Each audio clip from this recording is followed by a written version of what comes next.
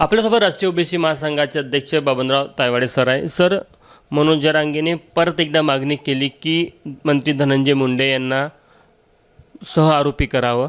या संदर्भात राष्ट्रीय ओबीसी महासंघाची काय भूमिका आहे? नाही, आमची भूमिका स्पष्ट आहे की मागणी करणं त्यांचं काम आहे, ते मागणी करत आहे. परंतु सरकारने ते मान्य करायची की नाही करायची हे पोलीस चौकशी अंती जो काही पुरावे पुढे येतील त्याच्या आधारावरती ते निर्णय घेतील.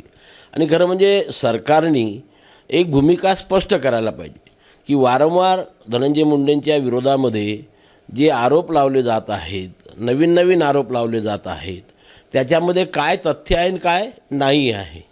जर ते खरंच दोषी असेल, मी याच्यापूर्वीसुद्धा बोललेलं आहे की धनंजय मुंडे जर दोषी असेल तर त्यांना कडकची कडक जी शिक्षा असेल, त्यांचं मंत्रिपद काढून घ्यावं, त्यांना जन्मठेपेची शिक्षा द्यावी, पण जर ते दोषी नसेल आणि अशा प्रकारचं कोणी आरोप लावत असेल तर खरं म्हणजे सरकारने आता 4 महिने जवळजवळ होत आलेले आहे.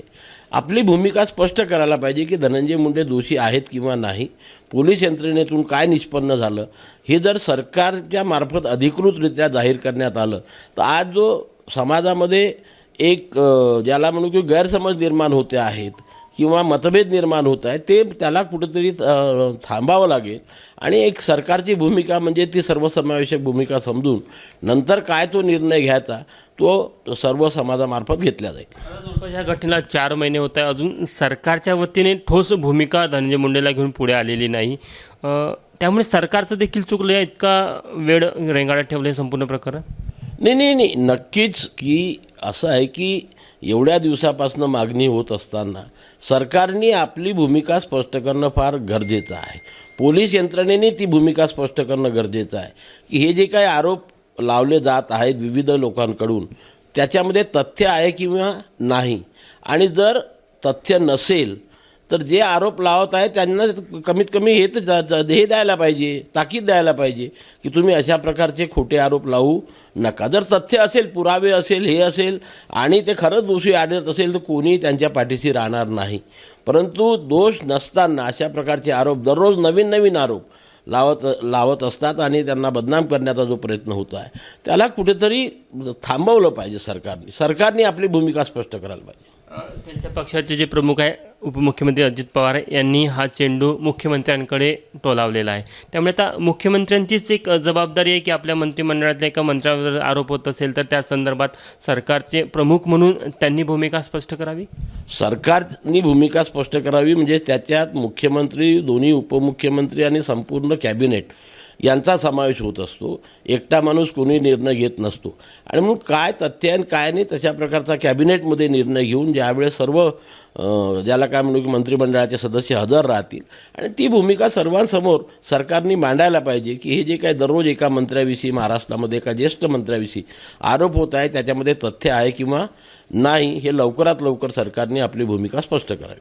सरकारने कुठेतरी ही भूमिका स्पष्ट करायलाच आतापर्यंत खूप उशीर होत आहे सरकारकडनं असं वाटतं. नक्कीच उशीर होत आहे ना, एवढे दिवस लागायला नसतो. जर हे थांबलं तर नवीन आरोप लागणं बंद होईल, हे होईल. आणि नाही तर अशा प्रकारचे नवीन नवीन आरोप दररोज लावल्या जाईल आणि लोकांमध्ये एक संभ्रम, आज लोकांमध्ये संभ्रम निर्माण होतो आहे. हा संभ्रम कुठेतरी थांबायला पाहिजे. तो थांबल्याशिवाय लोक योग्य ते निर्णय घेऊ शकत नाही. म्हणजे आतापर्यंत 4 महिने जे पोलिसांनी जो प्राथमिक तपास केला त्यामध्ये तर एक प्राथमिक अहवालातमध्ये तर हे कळलं असेल की धनंजय मुंडे यांची या संपूर्ण प्रकरणात काय भूमिका आहे. हो, तर तो अहवाल सरकारकडे असेल ना, आमच्याकडे नाही आहे की त्याच्यामुळे आम्ही त्याच्यावरती वक्तव्य करू शकत नाही. आतापर्यंतच्या चौकशीत काय निष्पन्न झालं आणि काय नाही झालं हे सरकारने स्पष्ट करायला पाहिजे अधिकृतरित्या. ज्या दिवशी अधिकृतरित्या सरकार स्पष्ट करेल तेव्हा जे कोणी आरोप लावत आहे त्यांनाच कुठेतरी थांबावं लागेल आणि लोकांमध्ये हा निर्माण होत असलेला संभ्रम हा दूर होईल.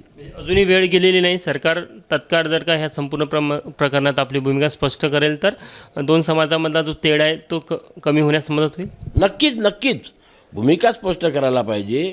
पोलीस महासंचालक असतात, हे असतात, विविध तपास यंत्रणा ज्या काम करत आहे त्यांचे प्रमुख असतात. त्यांनी सरकारकडे जो काही अहवाल सादर केला असेल त्याच्या आधारावरती सरकारने लवकरात लवकर आपली ती भूमिका स्पष्ट करावी अशी आमची मागणी आहे. सरकारने लवकर भूमिका न घेतल्यामुळे कुठेतरी ओबीसी समाजामध्ये भीतीचं वातावरण आहे किंवा एक गैरसमज निर्माण होत आहे. सर्व समाजामध्ये, नॉट ओन्ली ओबीसी, संपूर्ण समाजामध्ये दररोज याच्यावरती तर्कवितर्क लावले जात आहेत आणि म्हणून हे तर्कवितर्क थांबवायचे असेल, लोकांमध्ये निर्माण होणारा संभ्रम थांबवायचा असेल मग तर सरकारने लवकरात लवकर आपली भूमिका स्पष्ट करावी. धनंजय मुंडे यांचा असा दावा आहे की मी ओबीसी असल्यामुळे स्थानिक राजकारणामुळे मला कुठेतरी जाणीवपूर्वक लक्ष केलं जात आहे.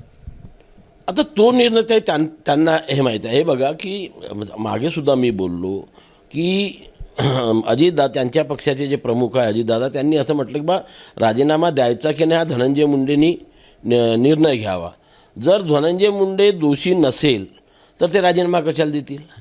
आणि म्हणून जर चौकशीमध्ये काय आहे हे पुढे यायला पाहिजे की ते दोषी आहे किंवा नाही. त्यांनी जर स्वतःहून राजीनामा दिला तर सर्व समाजाला काय वाटेल की हे दोषी आहे म्हणून राजीनामा दिला. दोषी असेल तर कोणी राजीनामा देईल ना काय. आणि मग त्यांना स्वतःला ज्या दिवशी वाटेल की ते बा मी कुठेतरी दोषी आहो, माझ्यावरती लावलेले आरोप तथ्य आहे त्याच्यामध्ये, तर ते राजीनामा देतील किंवा सरकारने त्यांना तशा प्रकारचे निर्देश द्यावे. काय जर चौकशीमध्ये काही आढळून आलं असेल तर सरकारने राजीनामा घेतला तर आमचा त्याच्यावरती काही आक्षेप राहणार नाही जर तथ्य असेल तर. पण तथ्य नसताना चुकीच्या आरोपाच्या आधारे जर एखाद्या माणसाविषयी राजकीय हे घेत असेल, त्याचं आयुष्य करिअर संपवण्याचा प्रयत्न होत असेल तर त्याला मग कोणी सहन करणार नाही. जे काही समर्थक आहे ते रस्त्यावर येतील, हे करतील. तथ्यानं तपासता जर का राजीनामा घेतला तर असा एक मेसेज जाईल की धनंजय मुंडे या संपूर्ण प्रकरणात दोषी आहे. नक्कीच ना. माझ्यावरती जर कोणी आरोप लावत असेल आणि आरोप लागल्याबरोबर मी राजीनामा, याचा अर्थ मी दोषी आहे. पण मी दोषी नसेल तर मग कशाला. एवढ्या दिवसापासून हे सुरू आहे. जे आरोप लावत आहे त्यांनी पुरावे सरकारकडे दिले असेल, त्या पुराव्याची चौकशी सरकारने केली असेल. वेगवेगळ्या एजन्सी सरकारच्या चौकशीमध्ये काम करत असतात. जो काही अहवाल असा आला असेल तो सरकारने पटलावर ठेवून लवकरात लवकर जनतेसमोर उघड करावा आणि सांगावं. त्यामुळे सरकारच्या खुलाशाची किंवा स्पष्टीकरणाची नितांत गरज असं वाटतं तुम्हाला. अगदी गरज आहे. आता एवढे दिवस झाले वारंवार आम्ही काय बोलणार काय. त्याच्यामुळे सरकारने आता लवकरात लवकर आपली भूमिका स्पष्ट करावी. हे होते राष्ट्रीय ओबीसी महासंघाचे राष्ट्रीय अध्यक्ष. त्यांचं असं म्हणणं आहे की 4 महिन्याचा जवळपास काळ लुटून गेलेला आहे. आतापर्यंत खरं तर सरकारने या संपूर्ण प्रकरणासंदर्भात धनंजय मुंडे यांची काय भूमिका आहे या संदर्भातच खुलासा करायचा होता. त्यामुळे जेणेकरून दोन समाजामध्ये तेढ निर्माण झाला नसता. मात्र अजूनही वेळ गेलेली नाही. राज्य सरकारने या संदर्भात खुलासा करावा की धनंजय मुंडे यांची या संपूर्ण प्रकरणामध्ये काय भूमिका आहे आणि जर ते दोषी असतील त्यांच्यावर कारवाई व्हायला हवी. जर का ते दोषी नसेल आणि त्यांचा राजीनामा घेतला जात असेल तर कुठेतरी एक प्रकारे धनंजय मुंडे यांना आपण आरोपी म्हणूनही त्यांना टार्गेट केलं जात असेल असा एक संदेश जाईल. त्यामुळे निश्चितच सरकारची भूमिका या संपूर्ण प्रकरणात लवकरात लवकर स्पष्ट होण्याची मागणी आता राष्ट्रीय ओबीसी महासंघाने केलेली आहे. कॅमेरामॅन व्यंकटेश नायडूसह तुषार कोहळे, एबीपी माझा, नागपूर. एबीपी माझा, उघडा डोळे बघा नीट.